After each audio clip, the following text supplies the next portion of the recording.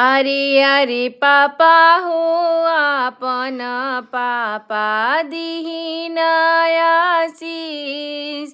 अरे अरे चाचा हो आपन चाचा दिहिन आशीष। हरि रौरे आशीषी कवनी दुलहा चौकाही बैठसु।